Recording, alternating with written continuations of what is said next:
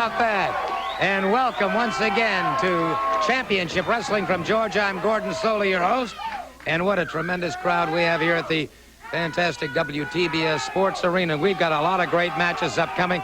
Let me bring in Ole Anderson because, well, we're seeing wrestlers today from all over the United States. We sure are. We've got a lot of important matches to see, and we've got some important people to talk to, so I'm going to let you introduce some of them, and I'll get out of the picture, and I'll be back with you. Okay, Ole, fair enough. We'll be seeing Tully Blanchard. We'll be talking to the president of the NWA, Bob Geigel. Right now, I'd like to bring in the second vice president of the National Wrestling Alliance, also an outstanding promoter of years and years and years in the state of Georgia, Mr. Fred Ward. Fred, welcome aboard. Thank you, Gordon. It's certainly nice to be here. And I want to say hello to everyone down in Albany and Macon and Columbus. All right. Albany, Macon, and Columbus, and that's where Fred Ward has things going. And now, let me bring in the president of the National Wrestling Alliance, a gentleman who is revered by professional wrestlers all over this world, Bob Geigel. Bob, welcome aboard, sir. It's a real pleasure for me to be here. Championship Wrestling from Georgia and the National Wrestling Alliance have gone hand in hand, bringing the greatest wrestling stars in the world right here, and I know we're going to continue to do so in the future. No question about that, Bob. And you know something, too? We're going to see something today that's really a treat. The only man in the history of the NWA to have held that championship on 7 different occasions, Harley Race. That's right, a fantastic athlete, a great wrestler. What is going on in the great Midwest? What's happening up in Kansas City and St. Louis in that area, Bob? Super wrestling card coming to the Municipal Auditorium in Kansas City, Missouri on Sunday, September 16th. And then Kemper Arena, another big super card set for October 6th on a Saturday night. Oh, yeah, the Kemper. That is going to be something. That's right. All right, Bob, I'll tell you what, we've got a lot of other things to talk about during the program. So if you'll come back and join me a little bit later on, we'll get into some things that concern us right here. Fabulous. A pleasure, Gordon. Okay, Bob Geigel, the president of the NWA. We have our first match coming up right now, so let's go to the squared circle. This match, one fall with a 10-minute time limit. An Australian tag team event. Tim Horner and Brad Armstrong going up against Luke Graham and Steve Brinson. And it is Armstrong and Brinson mixing it up right at the onset. Your referee is Nick Patrick. And a good wing over by Brad Armstrong. Takes Brinson to the canvas, and the tag is made with Horner. So Horner moves in, gets the arm bar. By the way, speaking of some of the other great competitors, we're going to be seeing Tully Blanchard, the NWA television champion. Also, we'll be talking to the senior editor of Pro Wrestling Illustrated, Bill Apter. The Road Warriors will be with us today. And we'll be seeing Ron Garvin, the national television champion. All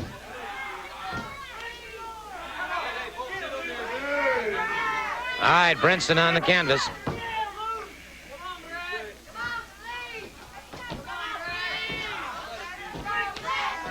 Brinson. Now it's Armstrong making the tag with Tim Horner.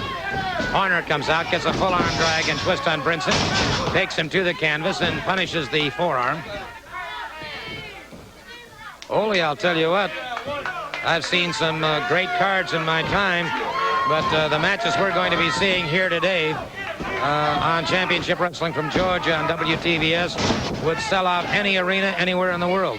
I think so, and I think one thing that I really like anyway, and I'm sure one thing that the people like, is maybe the intimacy and so forth that we now have here back at the Superstation, right here in our studio arena. I think that the people can get a little bit closer look at the matches. The cameras come in a little bit closer, and it feels like when you're watching it at home, it feels like you're sitting right here at the arena.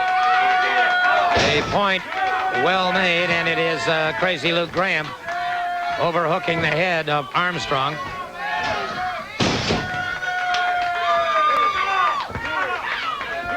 Brinson and Graham double teaming. Brad Armstrong broke that up very nicely.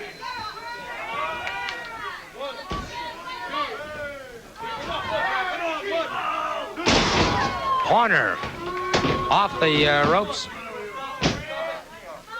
Down on Steve Brinson, punishing him, punishing that arm.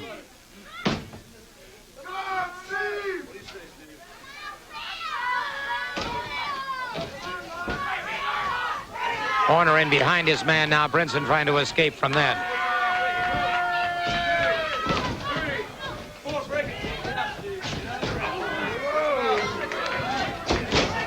And so Horner now has crazy Luke Graham in a complete hammerlock. And look at this man, Luke Graham, though. Brings him up. Puts him over the top ropes. And Horner in trouble here. And Graham not wasting any time in punishing his man. Horner, a wild right hand that missed. Good snapmare by Horner. Brinson back in the ring now. Good wing over by Tim Horner.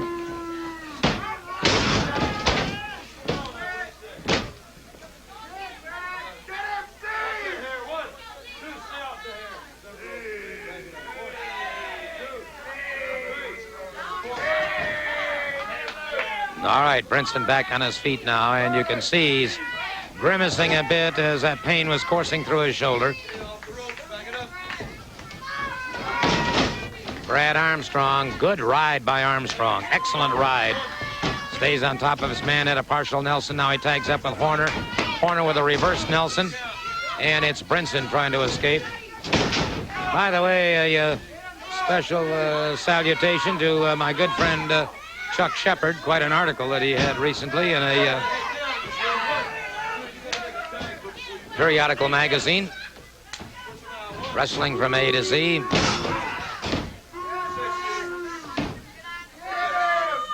All right, Brad Armstrong now keeping the pressure. There you see Luke Graham, and Graham watching carefully and very intently. Graham, to my knowledge, has not tagged up with Brinson in the past. And so he may be, let's see here, a vertical fireman carry. And that's about the only explanation you can give for that. It is not like the normal fireman carry. It is done in a vertical upright position. They're not done from side to side, but from front to back.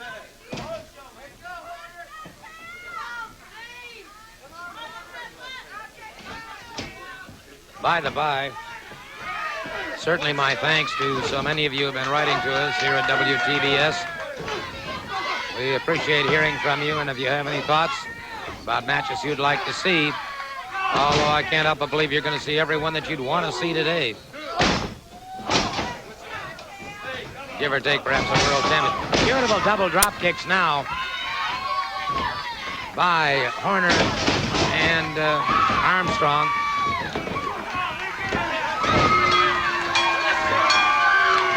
They got the pinfall.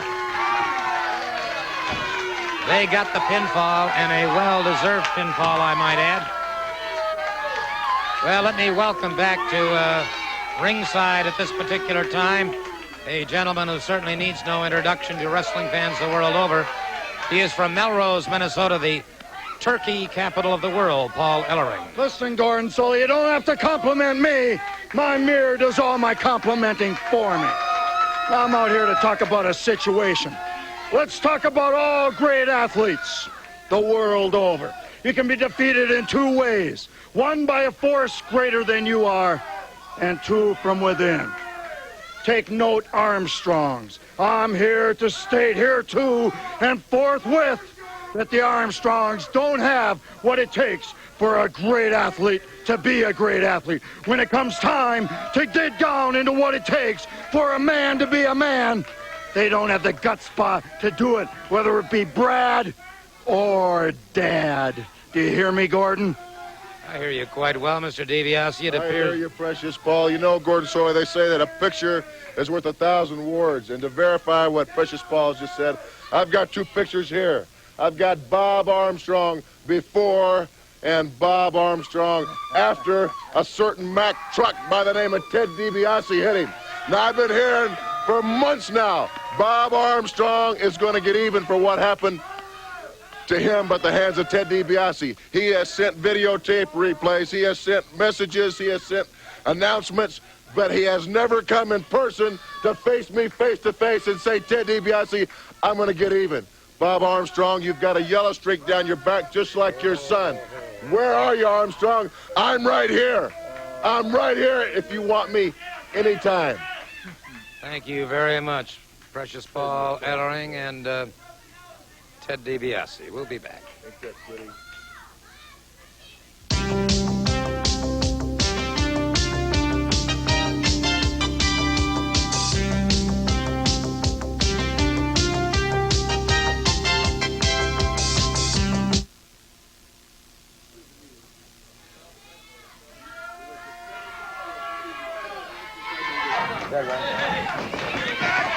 One fall, 10-minute time limit now, and it was Tully Blanchard, the NWA television champion, going up against Dale Veazey, and Veazey was ready for action. Blanchard, who is a psychological warrior as well as a fine physical warrior. Blanchard very quickly with a wing over. Blanchard out of the University of West Texas. He was their quarterback. In fact, they defeated my alma mater his last year in school, the University of Tampa. West Texas State has turned out a bunch of great athletes. Talking about Dory Funk Jr., Terry Funk, about Dusty Rhodes, Tully Blanchard. University of Tampa's turned out some pretty good ones, too. Series of reversals here, and it's Blanchard backing away. Blanchard having his problems.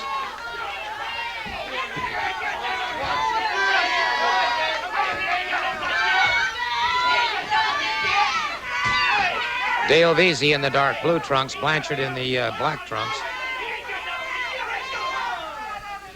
Veazey, who we mentioned before, almost had his career cut short when he was critically injured in an automobile wreck. He's had a long comeback period, but boy, he's in condition now. Blanchard, however, is a thinking man's wrestler, no question about that. He's a man with great skill, great ability, and in many ways a completely devious mind. I was talking to my good friend Rick Lassiter, does our floor directing and camera occasionally, and he mentioned to me that Blanchard undoubtedly is one of the most devious competitors he's ever seen in action.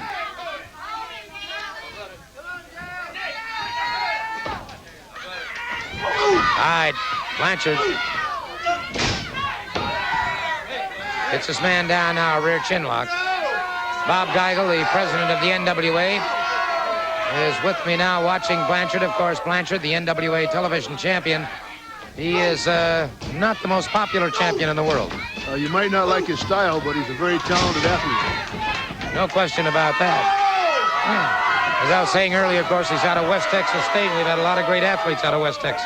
I was just going to ask, since we've got Bob Geigel here, president of NWA, we see the NWA television title champion up there. I wonder if it'd be possible at some point we might try to get the national title, national TV champion, Ronnie Garvin, signed to the match with the NWA champion and see who the better TV champion is. I think it'd be fantastic, and I'd sure sanction that. Would, obviously, a match of that import probably would have an elongate. Ah, beautiful drop kick by Veazey. Put Blanchard down, and Blanchard leaves the ring.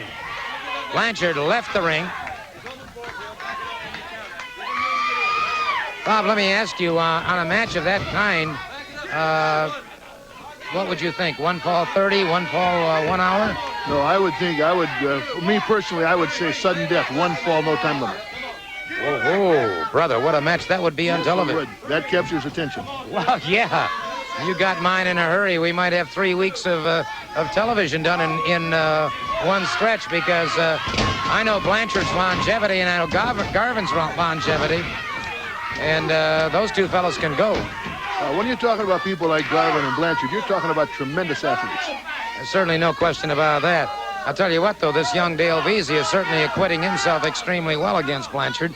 Veazey, as you know, when I sent you the medical report on him after he'd recovered from his automobile wreck, appears to be back 110%. Yes, he looks great. His reaction is real good tonight. He's snapping. He's really looking good tonight. He is indeed. Tully Blanchard now utilizing the ring rope as an ally, and Veazey was one up on him on that one and just pulled him off the ropes.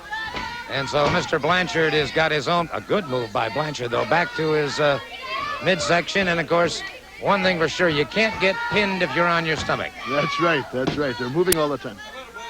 All right, Dale Veazey now watching his man carefully, keeps him tied up with that arm bar. Referee is Nick Patrick. He said, of course, this match is one fall, a 10-minute time limit. Boy, the more I think about seeing Garvin and... Ooh! Tremendous chop by Blanchard. Blanchard chops again.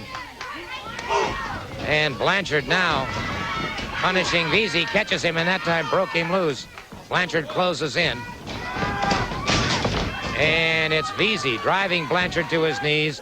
That was just brute strength in that case. It sure was. I was looking for something else. The strength prevailed there. There's Blanchard back again, and he is indeed a thinking man's wrestler. Catches him with 3 elbows across the chest, and so it is Veazey coming up. Blanchard caught him. Blanchard caught him beautifully in the midsection.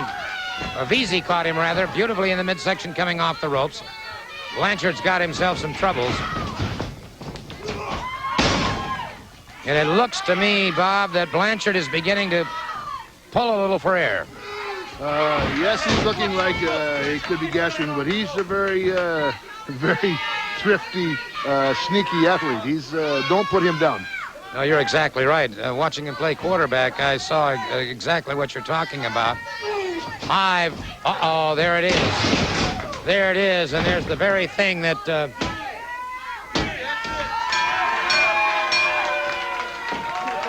There's the very thing that Tully Blanchard is so famous for, or should I say so infamous for, and that using that top rope as the very thing to put his man down and destroy him.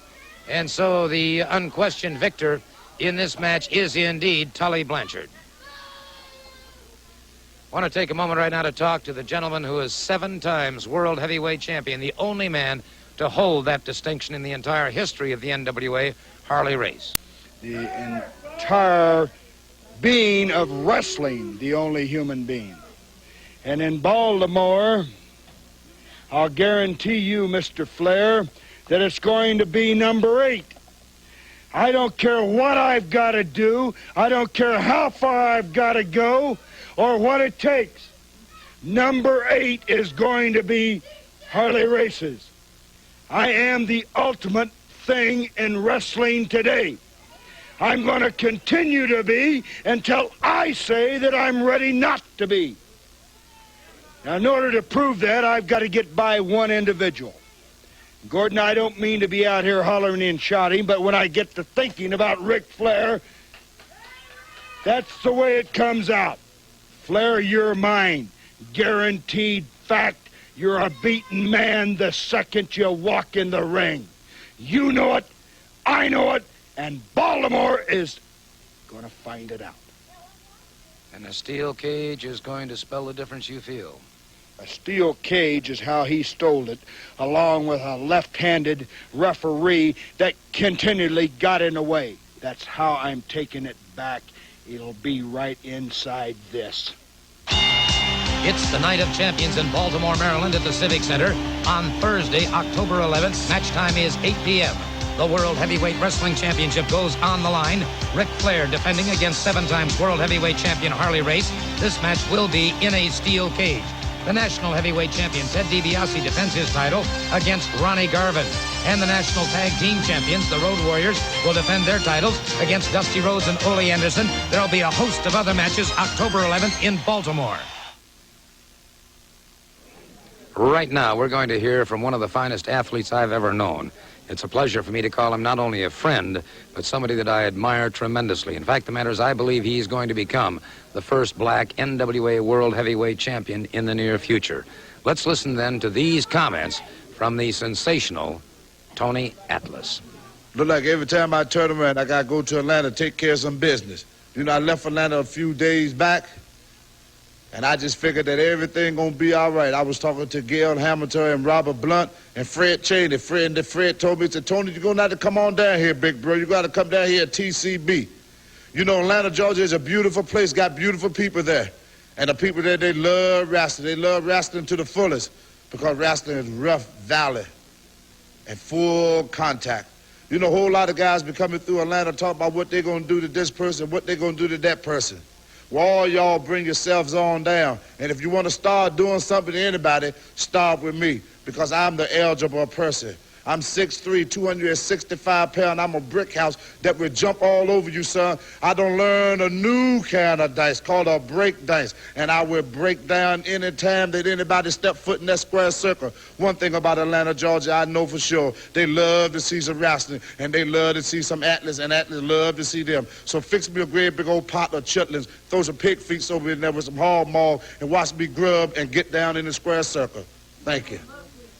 I'll guarantee you one thing, he can do it too. With me right now is the senior editor for Pro Wrestling Illustrated, Bill Apter. And Bill, first of all, I understand that the Pro Wrestling Illustrated interviews are coming back very shortly. Yes, pretty soon we're going to be coming down and taping a whole new set of Pro Wrestling Illustrated press conferences. Gordon, I want to tell you also the mail for Ole and Soli has been tremendous. Great to see the two of you back on the air. And remember, whenever the fans are going to the matches and everything, it's the NWA, the #1 wrestling alliance. Baltimore, New York, New Jersey, wherever the NWA is, remember, it's the finest, and go out and support them. I was talking to a friend of yours the other day, Gary Juster, Oh, and, yes. up in Baltimore. Yes, Gary's got working with the promoters, and he's got some great matches signed for October 11th. Harley Race, Ric Flair in the cage. Whew, that's going to be a heavy one. It is indeed. By all means, say hello to Peter for me. Definitely will. Okay. Craig Peters. Right. Craig Peters will be joining us very, very shortly in the near future as well. Bill Apter, the senior editor for Pro Wrestling Illustrated. Now let's go to the ring. Thank you, Gordon. Thank you, son.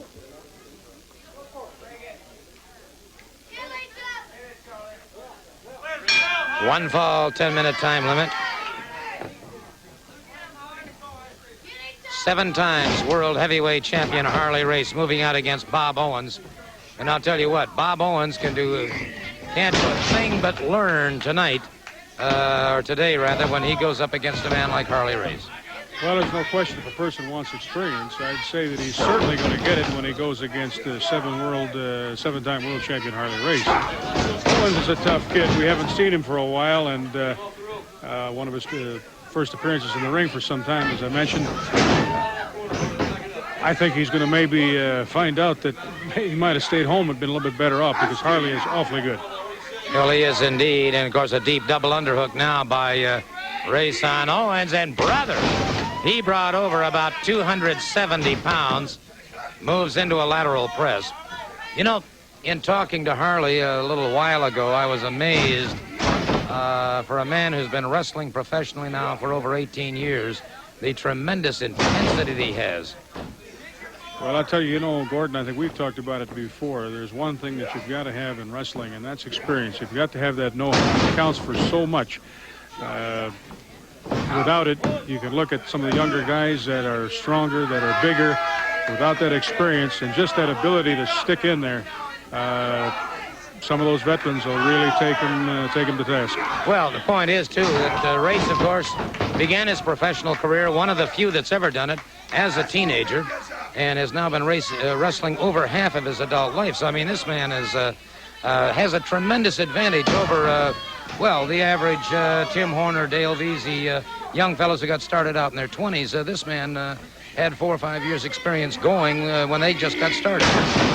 You're right. And I'll tell you, that experience counts for it. Race right now is gearing up for one big match that we know of, involving the current national heavyweight champion, National Wrestling Alliance heavyweight champion, Ric Flair. And you can see it. He's really taking it out on Bob Owens. Well, I would imagine that Harley Race has something else in mind. He knows Flair. He knows that Flair is going to be watching us. He knows he's going to be watching this program. He's showcasing himself, no question about it. He didn't choose Owens. I happen to know that for a fact. Owens asked for the match. And, brother, look at this. He has got this man suspended in a high vertical suplex. There's 265, 270 pounds up in a high vertical suplex. And it is over, my friend. It is all over for one Bob Owens. And so 7 times world heavyweight champion Harley Race walks away from this match having had what I'm sure he would consider to be a reasonably good workout. By the way, we'd like to remind you the next time that we will be taping, videotaping here at WTBS here in Atlanta will be on September 19th. We invite all of you to be here at 6:30 in the evening.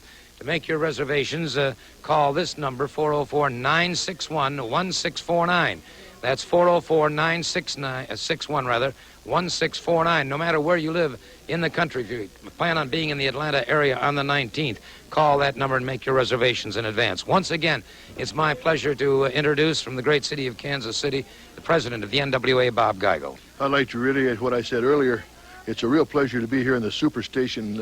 It's wrestling. This wrestling personified, along with the National Wrestling Alliance. We're going to continue bringing the greatest wrestling stars and the greatest wrestling there is in the world right here to the Superstation. Okay, we've got Kemper going, we've got Kansas City, and... Oh, we got super wrestling in the Midwest. I'm glad you asked me, Gordon. We got wrestling in Wichita, Kansas is a great city for wrestling. Lincoln, Nebraska, great wrestling city. Decatur, Illinois, Kansas City, Missouri. It's the greatest. No question about it, and here's a special word. It's Championship Wrestling returning on tour to Chattanooga, Tennessee in the Memorial Auditorium on Thursday, September 13th. Match time is 8 p.m. And to Augusta, Georgia, to the Richmond County Civic Center, Friday, September 21st. Match time is 8:30. And then to Knoxville, Tennessee, and the Civic Center on Sunday, September 30th. That'll be a special matinee at 3 p.m. Yes, make your plans to attend Championship Wrestling from Georgia coming to your town. It's on tour. All right, there they are, the Road Warriors going up against Greg Brown and Snake Brown.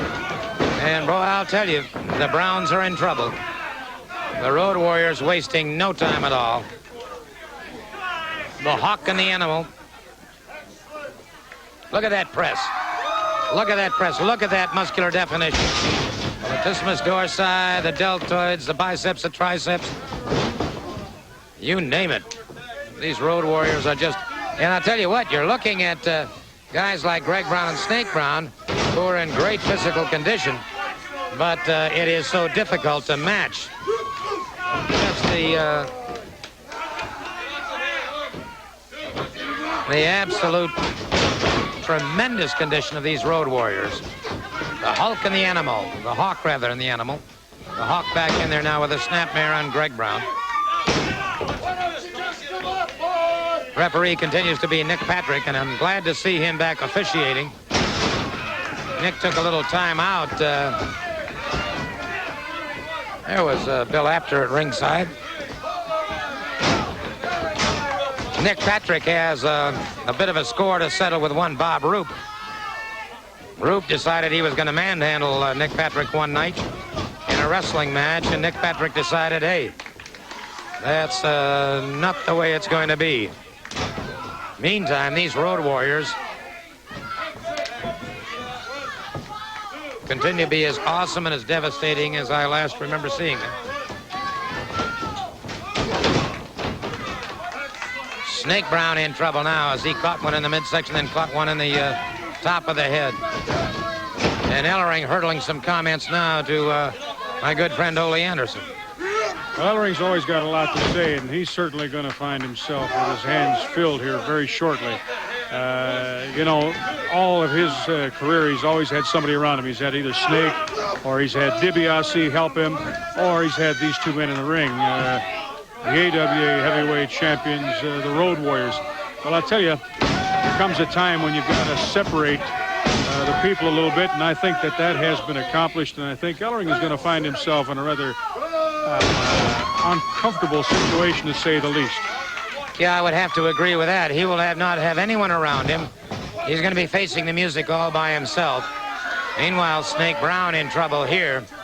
And, of course, these Road Warriors, Ole, I'll tell you something. If anything, they're bigger and badder than I've ever seen them. Well, I'd agree with that. You know, it wasn't long ago I was listening to Paul Ellering when he was going over the list of victories, and he talked about everybody. Threw my name in there, talked about the Funks, talked about going to the Briscoes like a knife, hot knife through butter. Well, you know, they're good. But I think that when we talk about Garvin or the Armstrongs or combination. Jerry Oates, a combination, let's say, of Tim Horner and Brad Armstrong. We saw in first. Remembering that Tim Horner was the one man that did score a victory over the one of the Road Warriors individually. I think there's some people out there that might be able to take them to task.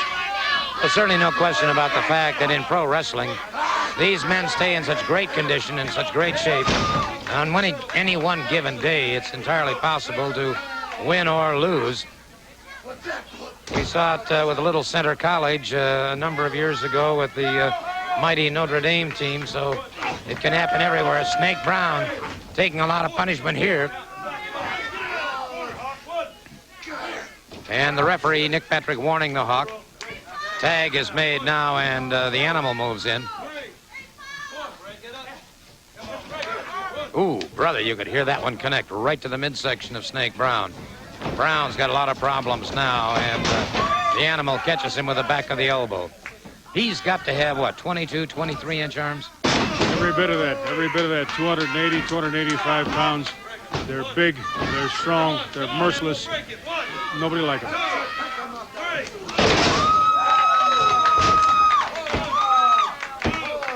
Count of three, and it is all over. It is all over. And so the Road Warriors, managed by Precious Paul Ellering, emerge victorious once again. Wasn't it glorious, Gordon Soley? You know, we're in the season where every politician must run on his record, Gordon Soley.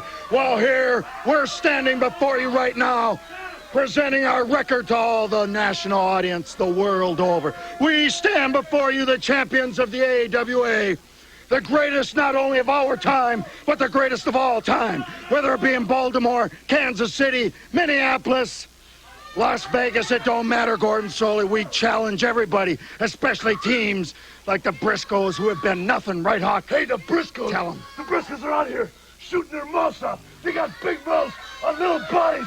We beat you with these, and we'll beat you again. Hey, Briscoes, you're nothing, and that goes for anybody. We're the new world AWA champs, and we're going to run the NWA. Nobody beats the Warriors. Let's go. Like I said, Gordon Soley, it gives me great pleasure. The greatest of our time, the greatest of all time. Thank you so very, very much. Here's a very special word right now. Championship Wrestling from Georgia returns to Augusta, the Civic Center, on Friday, September 21st. Match time is 8:30. In a lights-out match, it'll be Bob Roop against Nick Patrick. $500 to Patrick if he can stay in the ring 5 minutes with Roop. In the main event, an Indian strap match, Ted DiBiase faces Ronnie Garvin. The fabulous Hollywood Blondes take on Brad Armstrong and Tim Horner. 666, managed by Dr. Ken Ramey, wrestles against the Superstar. It'll be Mr. Ito against Jerry Oates. Crazy Luke Graham wrestles against Luther. That's Friday, the 21st. One fall, 10-minute time limit now. Ronnie Garvin, the national television champion, going up against Ted Allen. The TV title, of course, goes on the line. The first 10 minutes of any match that Mr. Garvin is in. Quick duck under, go behind.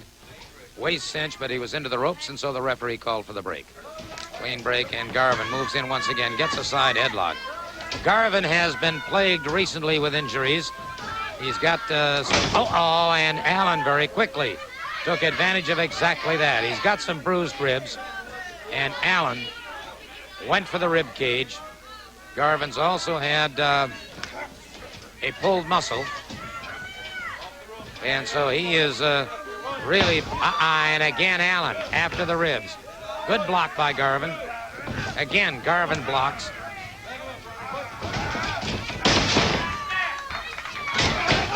Allen up for the drop kick, and it was Garvin. Allen caught him again coming in.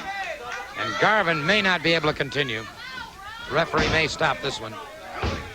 He may not be able to continue. And Allen really punishing those ribs. You can see the referee, a moment of compassion there, but then suddenly realizing that that is not his function. He is to officiate, not to be compassionate.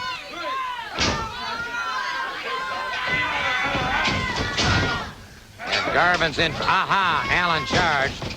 As he did, it was Garvin rolling to one side. Garvin, the man with the hands of stone, uncorked that one. Single leg Boston Crab. Single leg Boston Crab, well executed. That's it. That's it. Allen conceding. So Ronnie Garvin successfully defends his television championship by defeating Ted Allen. And so a very pleased crowd at Ronnie Garvin. So everybody knows the precious one. I've never backed up from any man, not like any Armstrong. Now, Brad Armstrong, if you're any kind of a man, I'm ready. I'll take you on right now. That shows you what kind of man the precious one's made of. The quintessence of wrestling. Let's go, Armstrong. Let's see what kind of guts you got. Well, Precious Paul Ellering going into the ring and saying, let's go for it, and let's go for it right now. I'll tell you what, he is an impressive individual. Precious Paul Ellering, who has, you know, in his lifetime won many weightlifting championships, many wrestling championships. He was a national weightlifting champion. But Brad Armstrong has entered the ring. Wait a minute. Ted DiBiase sandbagging from the rear. And now you've got Precious Paul Ellering and Ted DiBiase both after Brad Armstrong, and we've got some problems here. Hold on a minute. Ronnie Garvin, the man with hands of stone, has entered the fray. And now, there's Bob Roop. Brad Armstrong knocked from the ring. Ronnie Garvin in trouble. And just a minute. Ted DiBiase putting the belt. And, whoa! Bullet Bob Armstrong. Bullet Bob Armstrong just hit the fray. And it's Bullet Bob Armstrong taking a piece of hide from one Ted DiBiase. DiBiase trying desperately to get away, and they continue to pummel him. And, well, here's a commercial word. We'll be right back. It's the Night of Champions in Baltimore, Maryland at the Civic Center on Thursday, October 11th. Match time is 8 p.m. The World Heavyweight Wrestling Championship goes on the line. Ric Flair defending against 7-time World Heavyweight Champion Harley Race. This match will be in a steel cage. The National Heavyweight Champion Ted DiBiase defends his title against Ronnie Garvin. And the National Tag Team Champions, the Road Warriors, will defend their titles against Dusty Rhodes and Ole Anderson. There'll be a host of other matches October 11th in Baltimore. Well, no matter where you see that NWA emblem displayed, you know you're going to see the very finest in wrestling. And I do mean Baltimore on Thursday, October 11th. Paul Ellering, you try to lure me in, you try to bring all your men, you always got the Warriors. You always got DiBiase, somebody around you. Well, I know a time very shortly away that you won't have all your entourage. And in Baltimore, Tim will be there, myself will be there. We'll watch you and the Warriors go down. Well, Ronnie Garvin, of course, the National Heavyweight Championship goes on the line in Baltimore. Let me say that Ted DiBiase and Bob Roop, you're wanted, man. You're wanted by Brad Armstrong. You're wanted by Bob Armstrong, myself, and Tim Horner. And we're going to ride. I don't care if we're going to ride the bus, a bicycle, motorcycle, car, but we're riding to find you guys. If it's in Baltimore, in Frederick, or Augusta, it doesn't matter where it's at, but we're going to find them. Well, I can certainly understand that. I might just point out that in Baltimore, of course, it will be a world championship match. Ric Flair going up against Harley Race, 7 times world heavyweight champion. Ted DiBiase defending the national title against Ronnie Garvin. The Road Warriors defending and going up against Dusty Rhodes and Ole Anderson. And Tim, I know that you've signed an open contract. That's right. You know, there's a couple guys in here calls themselves the Hollywood Blondes. You know, they claim to be the best in the country. Well, Brad and I seem to differ their opinion. And we've got a match we've signed coming up in Augusta, and we're going to see how good they are. All right, that's all going to come up in Augusta. We hope that all of you will be making your plans to get to those matches in Augusta. And don't forget, Gary Juster's bringing you great matches in Baltimore on the 11th. America's team swings into action against the San Francisco Giants. Catch all the excitement this afternoon at 4:05 Eastern on Superstation WTBS.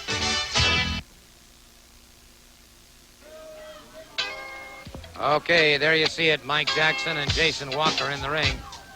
Aha. Know what that means?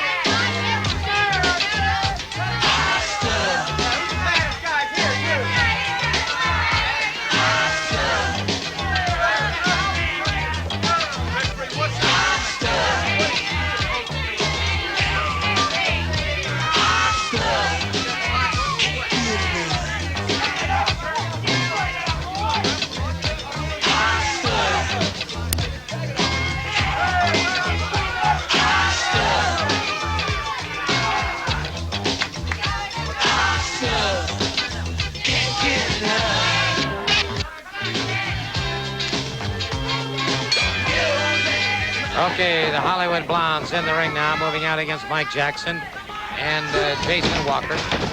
One fall with television time remaining. And these Blondes are an impressive pair, there's no question about it. A couple of very dangerous competitors.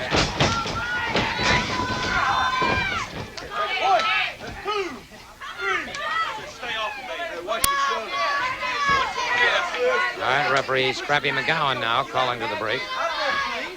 Scrappy McGowan sharing the officiating duties with Nick Patrick.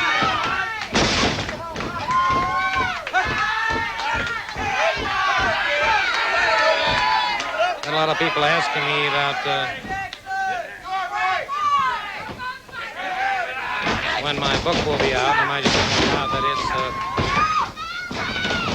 running a little bit behind on publication date, but we're looking for about 30 days. Check with your local bookstore. Or your God Meat catalog. Jackson with a beautiful drop kick.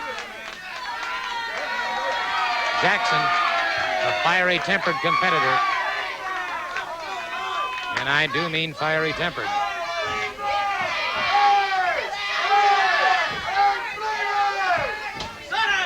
Okay, they square off once again.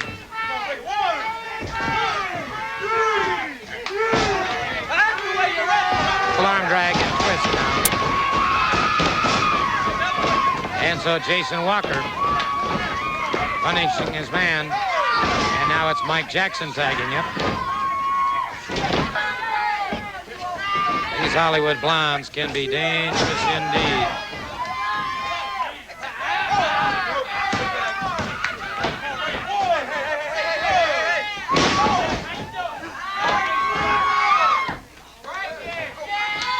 Remember, this is one fall with television time remaining.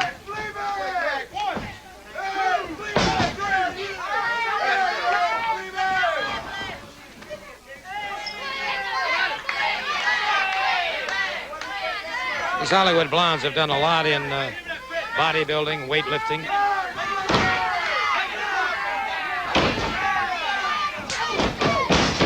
And it is a gentleman who prefers not to use his name, although he is certainly well known by everybody in the United States who's tagged up here with the other Hollywood Blonde. A disappointing story there in family philosophy, Ole.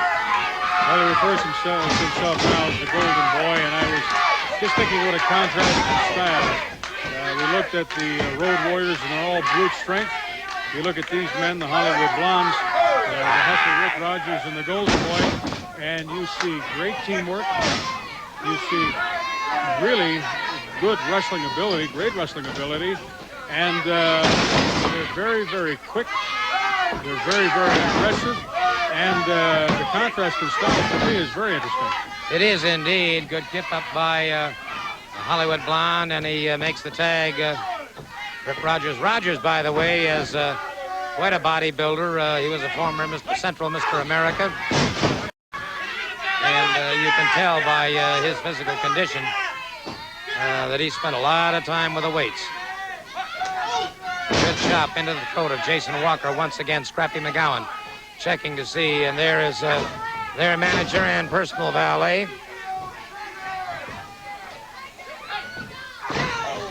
One into the midsection, and Walker's got some problems now. Tell you what, Mr. DiBiase got a surprise a few minutes ago when Bullet Bob Armstrong appeared on the scene. Well, he was wondering where he was at. Certainly, Bob let him know. I think that we're going to find ourselves in a rather exciting situation. Interesting one to find out what's going to happen with Armstrong DiBiase. And, of course, I'm looking to wipe that smile off Ellering's face, and I think Brad's the guy that can do it. Yeah, I certainly have to agree with that, particularly if he's not surrounded by a bunch of his cronies. And you can hear the crowd here at the WTBS Sports Arena picking up the chant. Mike Jackson reaching out vainly to tag with Jason Walker. And Hollywood Blonde, the Golden Boy, disdainfully pushes him to one side, makes the tag with Rogers. Up on that second rope. double-barrel club into the middle of the back.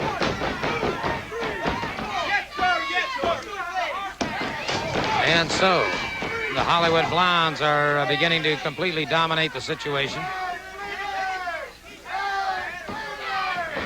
Only moments remaining, and Walker caught again. Again, the tag is made with the Golden Boy. The Golden Boy. Let me tell you something. Now, Ronnie Garvin and Jerry Oates, of course, are the national tag team champions. Two of the finest gentlemen that I've ever had the pleasure of knowing. And it really is a sad thing to see a family split like the Oates family has been split. And this man, Ted Oates, can say what he wants to about being the Golden Boy, being the Hollywood Blonde. He has certainly caused his family a lot of grief. Mike Jackson complaining about the tactics of the Blondes, and not without justification. Jason Walker dropped to the canvas again, and that one may have busted a lip. Again, the tag is made. The Golden Boy moves in.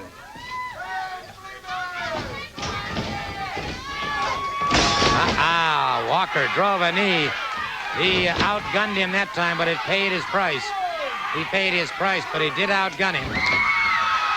Tag is made. Mike Jackson moves in. Jackson may have a shot here. Jackson may have a good chance.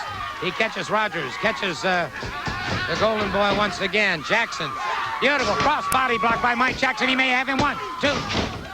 No, sir, Jackson again, a beautiful drop kick. Snapmare by Mike Jackson. And again, the tag is made, and Jackson was set and ready for him as he comes in. Makes the tag with Jason Walker. Jason Walker moves in, and Rip Rogers is right on top of it. Rogers using that elbow very effectively. Rogers in the pink has Jason Walker in trouble. Irish whip off the ropes. Walker reverses it. Rogers catches him a boot over the heart. Again, the tag is made. The Golden Boy moves in.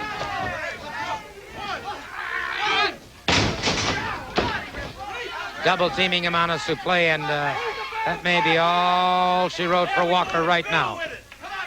But now we go to school with it. There it is, an inverted neck breaker into a float over and lateral press. It is all over. It is all over for Jason Walker and Mike Jackson, the winning team, the Hollywood Blondes. And we just have seconds remaining, and I don't know if we'll get a chance to have a word or two with the Blondes or not.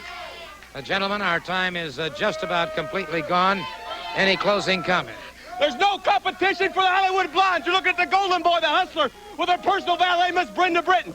And I don't care who it is, whether it's Garvin, Brad Armstrong, Horner, Ole Anderson, anybody, come on down and face it. Thank you so very much, gentlemen. Until next week, then, Gordon Soley saying so long from the Peach State of Georgia.